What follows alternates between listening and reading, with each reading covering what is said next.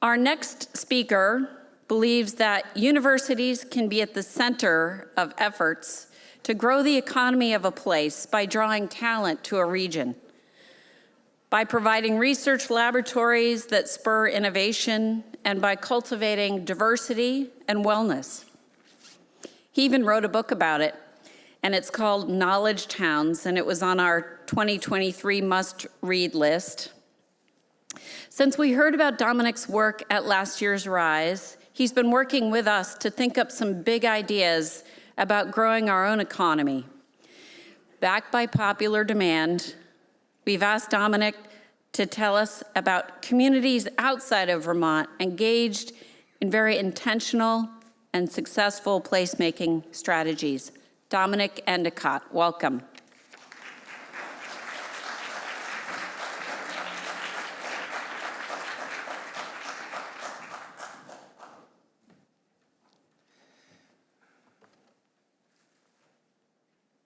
Oh, that's me. Hello, everybody. I get the dreaded after lunch spot, so I guess I'll have to inject a bunch of energy for anybody that's been having carbohydrates. I want to talk about a very practical set of ideas. As Patricia said, I've been working with UVM, but also with a lot of people in Vermont over the last year. I've seen a ton of energy, a ton of great ideas. It really feels to me like there's a potential to unlock something very special here, and it's already happening. But I want to sort of talk really about the practical level of how do you make it happen, and also ultimately about the people. And just to start with an example from outside of Vermont, I spent some time last week with a woman called Jess, who graduated from MIT from the real estate planning department 25 years ago, and she wanted to go and make a place better. And she picked one of the toughest places in Massachusetts, Lawrence. Massachusetts, an old industrial town that's probably one of the most deprived in the state. And she moved there, and she's had her kids there, and she's grown up there, and that's where she's been the last 25 years. And she started forming part of a small community housing organization, Lawrence Community Works. And they started by doing one house at a time, maybe a couple of houses. But they now manage over 300 properties. She went to show me the latest. It's a project with 80 units, and she's got even bigger ideas. And just driving through the downtown, you could also see how there was a movement happening. You know, it'd taken a long time, but you could see kind of a new energy in the town of Lawrence. So I think it's a great story. It took 25 years. She had to do a lot of it on her own. Part of my message is the institutions of Vermont also need to lean in, not just UVM, but other institutions, to work with these kinds of people that are in every town and be supportive, because it's very hard to do it as an individual. The other thing that was really missing is there was no tech story. And so even though it's an old manufacturing town, there's some interesting manufacturing companies, there wasn't really kind of a tech vibe. Even though, you know, a few miles away, you have some of the most advanced technology companies in the world. You got Raytheon, you got Siemens, you know, some amazing companies, but it wasn't happening in Lawrence, and it hadn't really translated. And so my reaction was, wow, if you could combine this sort of bottoms-up placemaking with technology, that would start to really kind of move the needle. And that's really the sort of theme of the discussion today. So really sort of four ideas. You know, the first is, why do I think technology-driven growth is important for Vermont, in fact, critical? Secondly, I want to talk about what we can learn from other innovation-driven models around the country, and what are some sort of key ideas we can bring into Vermont. Thirdly, I'm going to talk about how do we actually approach this in Vermont, and where, and what are some good candidates to become innovation-driven microeconomies in Vermont. And then some ideas as to how we might get organized collectively. And again, the theme really is, it's not somebody else that's going to do it. It's me, and it's you. It's literally, and it seems like, well, you don't mean me, right? You mean somebody else. It's like, I don't. I mean you. I mean each of us as an individual saying, hey, you know, I can actually do something that may start as, you know, something very small, like I'm helping to rehab one house. But maybe, in 5 years or 10 years, that ends up being 100 houses. And then other people copy me. And then that combines with something else that I didn't quite expect. And then at some point, you realize that there's a movement and changes happen, right? So it's really about us as individuals. And the reason why this is important in Vermont, this is a graph showing GDP per capita for the US, which is the top line, and Vermont, which is the line at the bottom. And really, for the last 15 years or so, Vermont has been operating at 80% of the US average. And it's not really converging, right? There's no clear signs that Vermont is catching up. And that's just one metric, but you can see it in a whole bunch of other metrics. And that lack of economic heft translates into wealth, translates into housing, translates into health. And it's not like it always has to be like this. Funny enough, at one time, Boston was operating quite a way below the average in the sort of 1970s and so on. It was kind of another old industrial city that wasn't going anywhere. And since then, it more than caught up and is now way above the average, right? So it could happen in Boston, it could happen in North Carolina. It's happened in many other locations, so it can be done. But it won't happen organically, right? In a sense, we need to think about how do we sort of kickstart that growth. And the interesting thing is we're at a really interesting time. So this is a graph that looks back from like 1780 till today, and then looking a few years into the future. And it's looking at the impact of every single technology in the last 250 years on GDP growth. And so it begins with steam engine and railroads and all the stuff of the kind of 18th and 19th century. And then it gets to the internet, and then it's starting to look forward. And so the bubble at the end is the future. And obviously this is a forecast. All forecasts by definition are wrong. The group that put this together tends to be optimistic. But I think there's enough signs to say that we may be at a time that we've kind of never been at before, where the combination of advances across many, many disciplines, all of them really sort of with AI somewhat at the center, but including new materials, new engines, new forms of biology. It's all coming together, and we're about to hit some sort of a takeoff. And this is scary for sure. It's also an opportunity that we can harness, right? And so if we were having this conversation 200 years ago, I'd be talking about how we should be looking at the potential of the steam engine. But that's over, right? We have to look at the technologies of today. And what's interesting is you are seeing a number of companies in Vermont being started that are truly at the bleeding edge of their segments, right? So we've demonstrated this in some areas. But how do we sort of harness this wave? And we have to be conscious of the fact that we're in a very competitive world, right? So this is a map of the US, and the bubbles are roughly places where there's a lot of AI intensity, and that's a pretty good analog for where the most interesting technologies are congregating. And not surprisingly, you see that the West Coast, the Bay Area, is dominant. It's number one. You see that the sort of the East Coast from Boston all the way to Washington has a pretty high level of density. And then you see a little bubble way up the top. That's us.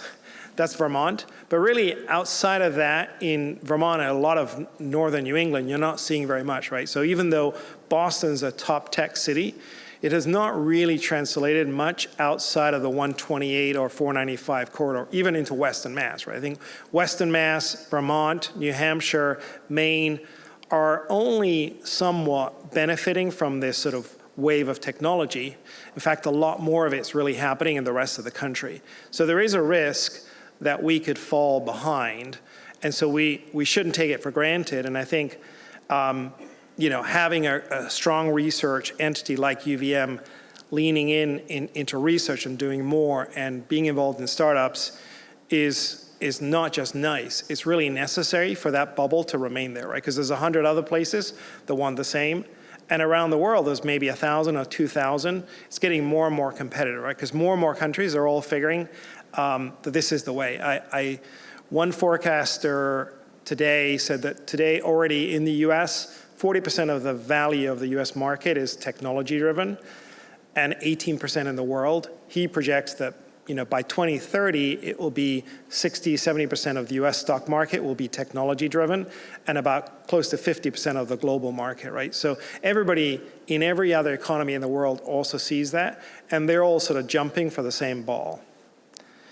The other thing that's starting to be obvious is there's a new manufacturing revolution happening. And Vermont is an old manufacturing state, and it still has some great manufacturing companies working today in areas like semiconductors, aviation, advanced precision electronics. So you've got some really interesting companies.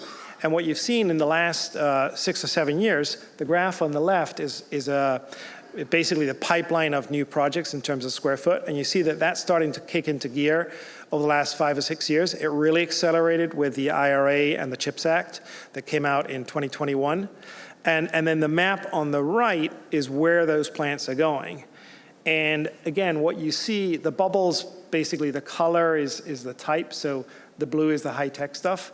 What you see is actually in New England, a lot of it is the light blue, which is the biomanufacturing, which kind of makes sense. But other than that, there's not a ton going on.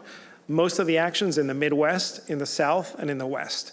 But you do see one bubble, which is Fab 9, right? So we got a nice investment into Fab 9. That's huge. So Vermont is on this map, right? So now think about we're through the work at the research part of the university, what's happening at Hula. We're doing some really interesting R&D and spinning out companies. We're also now back in the manufacturing game. People are starting to talk about this as techno-industrialism, right? How does technology meet industry? I think that's going to be a massive macro theme and something that Vermont can benefit from. So that's sort of at a sort of high level. But then let's go now down to the local level, because ultimately all of this has to happen at the local level. And I want to introduce the idea of an innovation district. An innovation district is basically a place where there's a ton of innovation going on. And you say, well, what do those look like? So the classical ones are MIT's Kendall Square. So Kendall Square used to be basically a waste town. There was nothing going on there. MIT and a number of players invested very heavily in turning it into a life sciences innovation district. It's today probably the #1 innovation district in life sciences in the world. Cambridge in England did the same thing. In 1970, they created a research park, and that's really put Cambridge in England at the forefront of its technology sectors, including a lot of life sciences. You've seen Research Triangle Park in North Carolina, which was a very deliberate attempt by Durham, by the University of Duke and the city of Durham, when they sort of realized that they were kind of a rural backwater, and Duke was concerned that if it didn't have enough technology and enough industry, it would fall in the rankings. So it's a very similar situation, I think, to sort of UVM and sort of a rural Vermont. And so they created this Research Triangle Park, which roughly is about the size of Burlington, the city. And it's become very, very powerful. So that's sort of what an innovation district is. And what's interesting, there was a study done a few years ago that looked at the top 50 of these around the country. Some of them university-led, some of them led around some sort of high-growth companies, so around where Apple is or Google, you also have kind of an innovation district. What they found is that these are very special kinds of places because they produce 4 times more innovations than the surrounding area. So literally from inside to just outside that innovation district, you get 4 times the number of innovations, 9 times more job opportunities, and 15 times more of these knowledge-intensive jobs, which tend to be very high-paying, very demanding, but also they have a big multiply effect, because what they also found is that for every one of those knowledge-intensive jobs, that would help create 4 or 5 other kinds of jobs. So, as you attract and can fund and have these very high intense people working in your area, they need schooling, they need to go to restaurants, they need to go to the doctor. So all of these other jobs cascade from these high-tech jobs. So it's a very sort of special kind of situation. But the question is, historically, these innovation districts have been in large cities or attached to very large universities like an MIT or Harvard. And Vermont doesn't have large cities, So the question is, could Vermont have any of these? My contention is that we probably already have some emerging innovation districts. So if you think about places with high intensity of knowledge workers, well, where we are right now, the campus of UVM has a lot of knowledge workers. The rough rule of thumb is you want to have about 25% or more of the workers be knowledge workers. So you could say that, in a sense, the UVM campus is a prototype for an innovation district. It's not really it yet because we don't have all the other components. So the first thing is you need a lot of knowledge workers. The second thing is you need what they call innovation performance. It's the graph on the middle. And what you can see is that some innovation districts, like for example, Purdue, has a lot of knowledge workers, but they only have 3% in terms of sales from innovation, right? So they're not being effective at translating that knowledge work into sales from startup companies or innovations. And then the third level is the innovation impact. How many innovation jobs are there per resident? And that's typically what you need with venture capital, right? So the problem is you may have some interesting innovations because you've got a lot of research. You may be able to sell that through licenses. But if you really want it to stick, you also need to actually have companies that are surrounding the university or the other sort of hub of innovation and creating startups. So you have to do three things well. And that's what's hard, and that's sort of a bit of the challenge. But having said that, you could say, even around here, this area is one that is very promising because you've already got tons of research capability, tons of smart people, you've got students coming, we've got a number of interesting startups, springing out of UVM. It could be a lot more, but it's already on its way there. So that's one. I think you could also make a great case that Hula and the South End Innovation District is on its way to becoming an innovation district. So they started off really as an investment group, then created Hula as the accelerator. Now there's the evolution to actually creating an entire innovation district and having people live, work, play, create companies. So I think you can see how that's going to project forward into another one. So that's two. I think in South Burlington, you have a sort of emergence of one or more innovation districts, especially around the airport, around OnLogic, where Beta Technologies is set up. And again, it's still emergent. I don't think any of these are really mature, but they're all on their way. And so it's sort of interesting as you start to think sort of 5 years, 10 years from now, what could all three of those look like? And where more could there be? Like how many other locations in Vermont could have one of these districts? And why could that be a good idea? Just to illustrate the power of something that's relatively small. So again, I said that the Research Triangle Park outside of Durham and between Chapel Hill and I'm blanking now on the other, Charlotte, is fairly small. You can cross from one side to the other in about 20 minutes. I sort of literally Googled how do you get from Pfizer to whoever's at the bottom. So it's fairly tight and compact. It's really lost a little bit in the middle of the state, and yet it's really become the engine for the state. But it's taken a long time. So this has been going for since 1960. So it's almost like 60 plus years. And yet really the venture capital phenomenon only kicked off in the last 3 or 4 years, right? So sometimes it takes a long time, but it can have a huge impact. And I think the amount of real estate, for example, that's been now developed in Raleigh, sort of outside of the park, is over $7 billion, roughly $1 billion per year in real estate that's really derived from that, right? So these can be great engines of wealth. I want to sort of switch gears to a very different example, Switzerland. So Switzerland, about 20 years ago, decided they needed to develop kind of an industrial strategy based around clusters.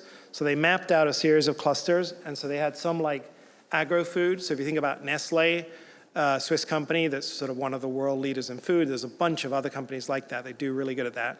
But if you look at the core of what they're doing metals, machinery, electrical, construction, equipment.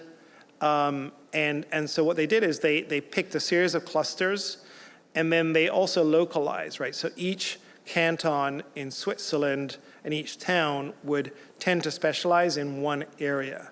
And that a little bit goes to the history of Switzerland, where it was a very independent place where every canton kind of operated very much on its own. And so, so rather than everybody jumping in and saying, we all want to do, life sciences, they would all kind of pick an area that they were particularly well constituted to do. And that's worked well for them. It's also interesting to see, if you scroll forward 20 years, they just developed their robotics strategy. What you can see, this is sort of a map on the right, across the country of Switzerland, you can see robotics companies scattered all over the country in the different cantons.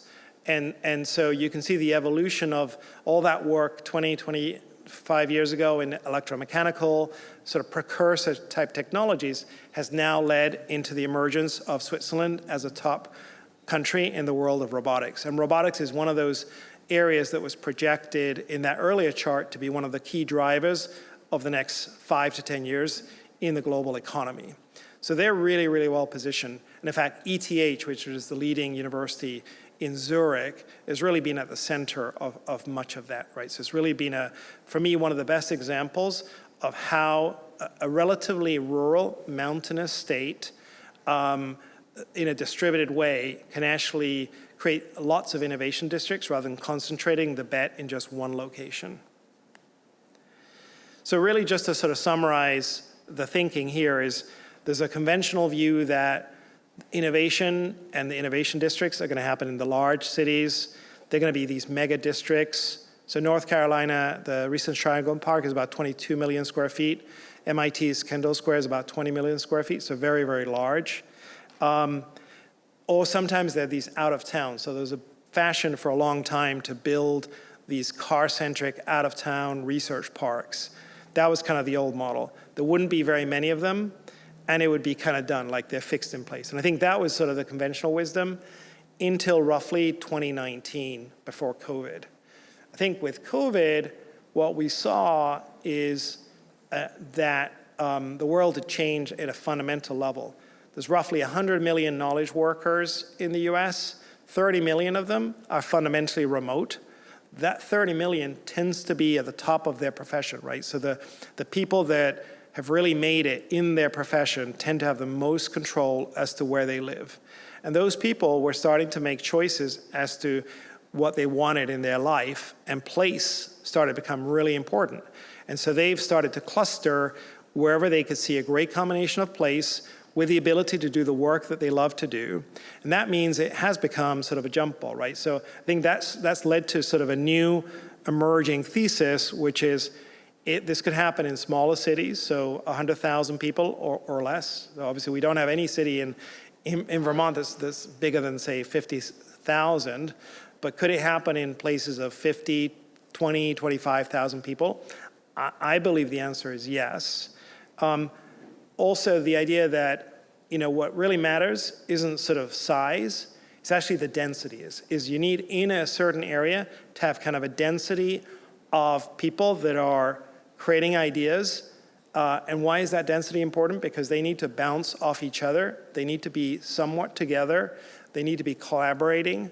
And that can't happen if they're distributed, right? So, but it doesn't need to be massive. It just needs to be dense. So that it needs to be dense. You need to be able to drive from that density of ideas into density of innovations. And thirdly, you need to drive from that density of innovation into actually creating companies that are going to make stuff here, so that you don't lose all of those innovations to some other place that says, thank you very much, I'll take all of your ideas, but I'm now going to make it somewhere else. So you need to do those three things together. But it can be done.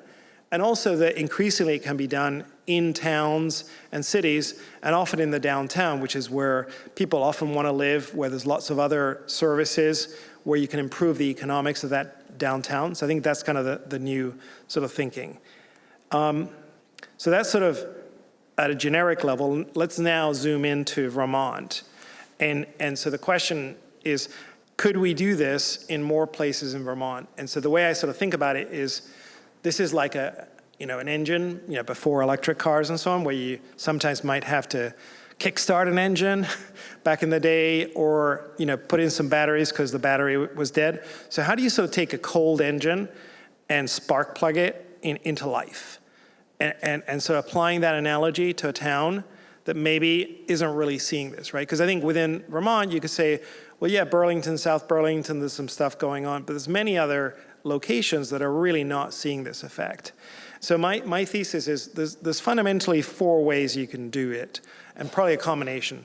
One is through placemaking, right? So if you make the place amazingly good and attractive and affordable, guess what? People are going to start to select to move there, even if there's nothing else, even if there's no technology, there's no manufacturing, even if it's not a particularly desirable location in principle, just making an amazing place, right? So I would say if you have no better idea, just make your place amazing and sort of build and they will come to some extent. The second is technology, right? Technology is this huge multiplier. And so very consistently, if you can get that seed level of investment, 5, 10, 15, 20 early stage companies, a critical mass of them to start to happen, some of them will break out, will become very, very successful. And at some point that will sort of feed other people that want to do the same thing, and then you're off to the races. The third is manufacturing, right? So you may actually have some towns which have a strong manufacturing legacy. They may still have a factory today. And maybe that, and you can see a little bit with the investment into Fab 9 in Essex, that's going to be part of really kickstarting that Essex economy to the next level. Not to say that it is already benefiting from being sort of in Chittenden County, but this is going to be kind of another leg in its story. And then the other one, not to be forgotten, is talent, right? So the interesting strategy is if you don't have place and you can't get the money to make it better, try and attract the talent. And then as you start to do that, that maybe helps you get the other things going. That's what Tulsa did in Oklahoma. They were the first to realize that if they could bring talent to live there, that would kickstart other industries and get the thing moving. The key thing is to start with something, get the engine going, and then start pulling all the other levers to make sure it doesn't flatline, right? So I'll give you an example. I mean, I talked about Lawrence, where even though they're doing the place, it's taken a long time, but they don't have enough tech. And so there's a risk that it kind of never quite takes off. I would argue Rutland in Vermont is a little bit like that, where you've got now an accelerator. I think that's a great, awesome move. You've got a couple of GE plants, and so there's potential there. There's a new development going in Killington. But, from what I understand, the work downtown isn't quite happening. And so there's a risk that never quite takes off. And so I wouldn't take it for granted. But what's interesting, I sort of did an analysis and I sort of looked at various locations in Vermont, and I put together a chart where I sort of looked at tech, place, fabrication, and talent. And then I put them on a map. There's a lot of data here, but what I sort of found is that, I was surprised at how many interesting large manufacturing companies there are in Vermont and how they're quite distributed across the state. And therefore, those are anchors for new growth strategies.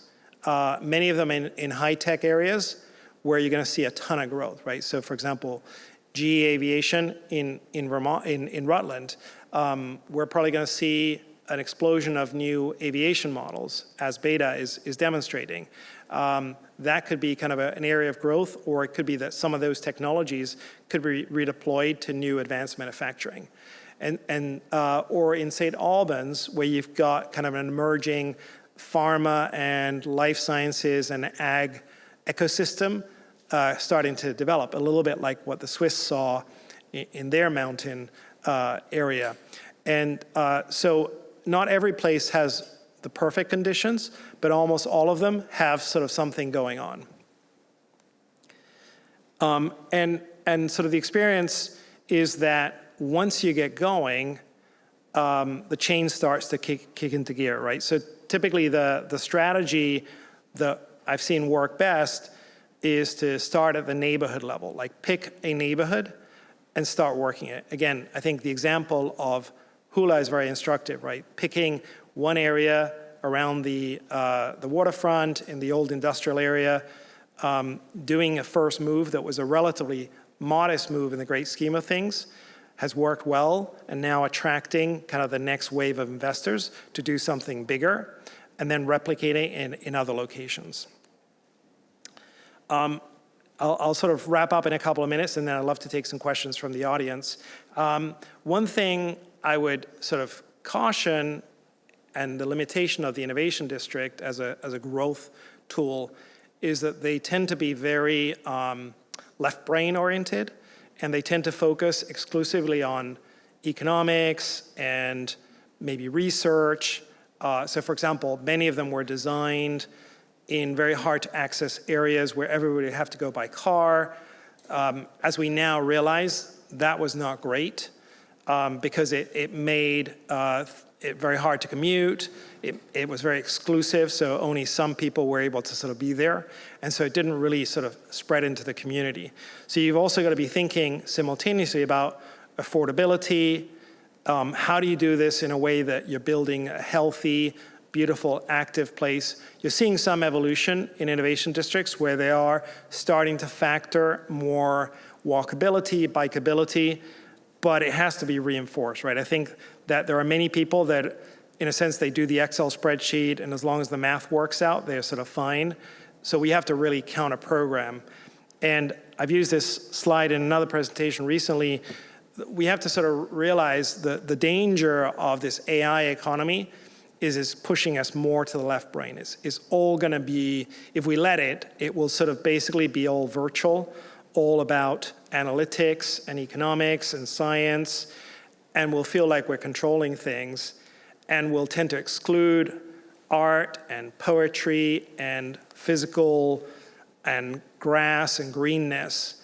And it's very hard to do. And you sort of see that in Silicon Valley, where on the one hand, they're pulling ahead with amazing models, but they look like they're just getting sadder and sadder. And nobody, if you're not in that system, you can't afford to be there. And so there's something really missing. And I think that's a little bit the genius of Vermont, is I think that intuitively people here understand that. And so a lot of the things like Act 250, which have been restrictive, but I think were sort of designed to sort of slow things down and take a look, I would encourage that. I think it's finding the balance between the best of these two worlds. But because we know that the left brain is so powerful, you have to massively counter-program with all the right brain stuff and not treat it as like, oh, yes, nice to have. We'll do a little bit of that just to sort of satisfy the, whatever, the need to check the box. It actually has to be central to the program, right? It's like, so you can envision somebody being able to come out of a kind of a research park and go and, practice guitar, karaoke, go to a brew pub, being able to do that all kind of within the same day and feeling no disconnect. This is very much how the sort of, for example, in the UK, the Victorians were exactly like that. They were, big industrialists. They would sort of be always conceiving of the next big idea, but then they'd go to the Literary Society and have a discussion on philosophy or Darwin's latest ideas, right? So combining those two things is really hard, but I think Vermont could be a place where that could happen. The other thing is I'm really excited by the idea of the town, and I noticed in the Act 250 revision last week that I think 24 towns have been given some relief on Act 250 as long as it's happening in the downtown. You're seeing the same thing in England. There's a group called More Than Stores that looked at, there's about 1,200 small towns, what they call market towns in England. So they looked at 300 of them, and they came up with a series of recommendations. And their basic recommendation, in England, the problem had been that they would build these horrible shopping centers in the middle of the town with the hope that that would sort of save things. And then with online and other out-of-town stores, basically all that traffic drained away, and then the towns were left basically barren because it became a kind of a monoculture. Their whole thinking is, what you need to do in a downtown area is do lots of things. It should be a health center, it should have some retail, it should have some education, logistics, small offices, because people will actually want to get out of the home and go work in a place was a little bit more of a vibe. I know my daughter, for example, lives in upstate New York, and I know she loves going into Hudson, which has a bit more of that market town vibe, and where you see more and more things happening, right? So I think this idea of, could we rethink the small town in Vermont? And it doesn't have to be very big, but I think working at the center, that center then anchors the entire surrounding community.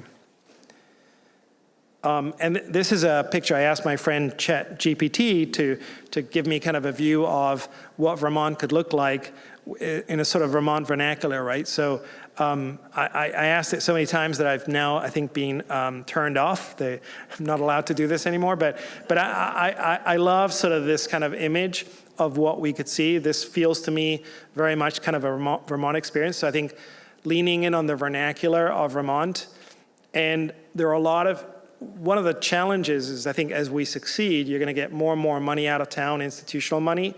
That institutional money tends to be very blind to local vernacular. They would prefer a cookie cutter, and they prefer to sort of bring one model and execute it everywhere. And I would really, again, push back against that. I think it's very, very powerful to really sort of lean in on your history and your vernacular. So I've got 6 minutes to go. So I've got a sort of summary, but I think I'll take the time to see if there's any questions. I think there's some speakers, mics up there. Yep. If anybody's got a question. Whoop, over there. Hello, I am monitoring the virtual audience, and we've actually gotten 2 questions from a virtual audience. So I'll just ask the first one, and then we can come back to the second one later. So the first question says, I'd be curious for Dominic's perspective on the role of immigration and innovation, digging into who are the individuals who can drive these developments. And then there's a second part to this question. What are the risks from what you're describing of exacerbating the existing imbalance of inequity in the northern versus southern parts of the state? So the first question, kind of different questions. Sure. I think on the immigration, roughly probably about 50% of the high growth startups in the US are started by immigrants. So I think having kind of an enlightened immigration policy that is seeking to attract the best, not just into the country, but also into Vermont, could be super powerful. And so, effectively, people from all over the world are choosing to move into the US economy because it is the largest in the world, because it does have democracy for all of its failures. It's much better than many others. And so harness that talent and get people to move here and especially start companies, right? So I'd very much encourage it. On the second question, I think the risk is real, but I'd sort of break it into 2 parts, right? I think the bigger risk is that Vermont falls further behind the rest of the country, whether north or south. And so, you can't make the poorer parts of Vermont better by starving the parts of Vermont that are doing better, right? So you need to make sure that where there's already this kind of dynamo effect happening, that you do more of it. At the same time, I think there's ways in which they can work very well together. To some extent, it can spread the load. So there's only so much housing and so much people you can move into Chittenden County, but in fact, there could be a lot more industry. And I think the Swiss provide us with a good model for how you can actually get the benefits of sort of a central dynamo, but then a series of more distributed dynamos happening across the state. And I think that's something we should be trying to do. Thank you. Hi, thank you very much. My name is Stephen Marshall. I'm a graduate student here at UVM. I wonder if you're familiar with the term biophysical limits. It's kind of rhetorical. The premise of your presentation seems to be a lot about driving growth, especially GDP growth. And I wonder if you'd care to discuss the problem of the inevitability of a crash after growth, because eventually you run out of resources, you run out of capacity, everything gets polluted, dirty, and unattractive. When you were talking about, I think after talking about the Innovation Hub, you wanted to answer the question of, well, what happens when you move a lot of rich people into a neighborhood? And you started talking about amenities. And it sounded an awful lot. I mean, would you not call that gentrification?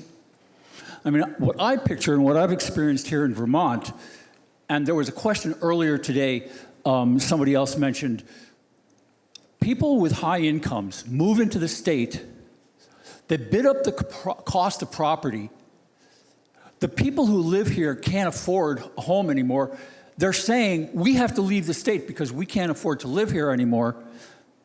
So basically, how do you answer the problem of wealth disparity when you have people with really high incomes causing the cost of living to be so high that the people who are already living here can't afford to live here?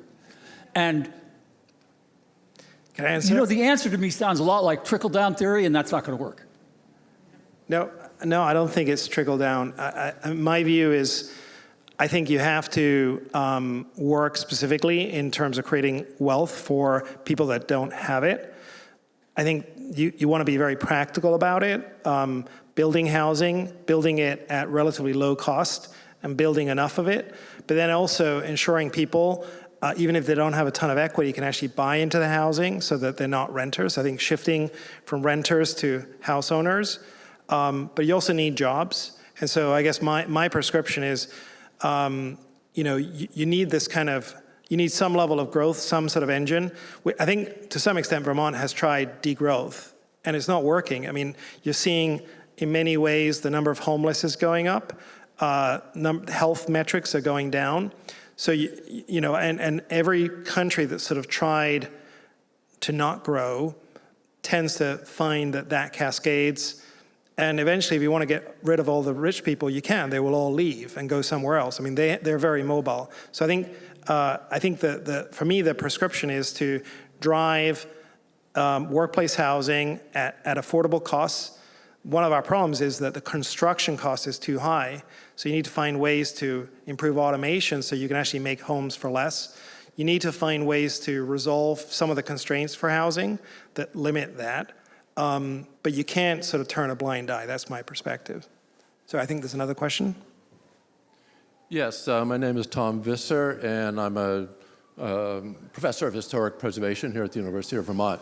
I'm just returning from a sabbatical in Switzerland, and it strikes me that so much of what you've touched on makes a lot of sense within the context of Burlington and much of Vermont. I mean, I'm also coming from the perspective of a former Act 250 commissioner and design review chair for the city of Burlington and so on. And it strikes me that some of the issues that we have faced over the past 30 or 40 years and it has to do with perhaps not quite as much proactive planning and preservation and a little bit too much, if I might call it, gatekeeping. It's more about what you can't do than what you can do. And I think in one area or two areas that certainly the Swiss models that you've alluded to are really seem to be outstanding. One is transportation. Yep. And the effectiveness of reliable rail transportation, so that you could have small villages with 5-6 unit houses within walking distance of a train station that within 10 minutes they can be in the downtown hub and they can be working in the factory. So, or at the high-tech center. So you don't have to have that massive high tower model for housing. You can distribute it. And any thoughts on those? Just those a couple places. Thank you. I totally agree. I think it's an interesting model. I think that the answer is not to sort of stop everything, because in the end what happens is you don't do very much, but then somehow people slip something through the system that's not what you want anyway, right? So you see that, to me, that's sort of not I think the right way is to say, how can we make this better, more beautiful, have a plan, develop a plan, start to share it with your neighbors. So I would urge everybody in this audience, if you're in a town, there's nothing to stop you from being the one that says, hey, let's come up with a plan. I think, again, you can use ChatGPT, you can use a lot of tools and create something and start socializing and see what people think. The experience is that most people kind of want the same thing, right? When you actually ask people what they want, 80% kind of want something that's fairly classical, not too crazy, pretty vernacular. So, and that's what the Swiss did, right? And again, that is a bottoms-up kind of thing, and that's what I'd like to encourage. I think I may be abusing my time, so maybe one last question. Hi, I would like to ask the second question from our virtual audience. So Simone asks, what can you say to the recent estimates of the increasing energy cost of AI? How can we maintain Vermont as a state that continues to prioritize ethical energy consumption and renewable energy? That's a great question, right? So there's some forecasts that are saying that AI is probably going to drive electric demand that has been basically flat for the last decade to be growing 5, 6, 7% per year in the US. So it's a real issue. I can't stop it. I'm not sure anybody can stop it. What does a state like Vermont do? Certainly, it wants to be able to make energy at as low a cost as possible. There's some amazing stuff happening in Vermont on energy distribution, because you also want to be thinking about resilience, right? How do you ensure that when there's a flooding or something like that, that the system boots back up and people have electricity? Because again, whether we like it or not, we've become very dependent on this, so we don't want to be losing it. And we could be a leader in finding ethical uses of AI and sort of energy management. Again, the genie is a little bit out of the bottle. We can't control it. It's a curve that's going to happen whether we like it or not. Our job at a local level is to figure out how do we respond to this in a way that is effective and maybe provides a good model that others can copy. Because I think across the US, some parts of the country are just like, oh, we'll just run with it. Maybe Vermont is a place where we are really thoughtful about managing these trade-offs better. And if we do it, then others might come here, like they go to Switzerland, and start to copy us as well. Okay.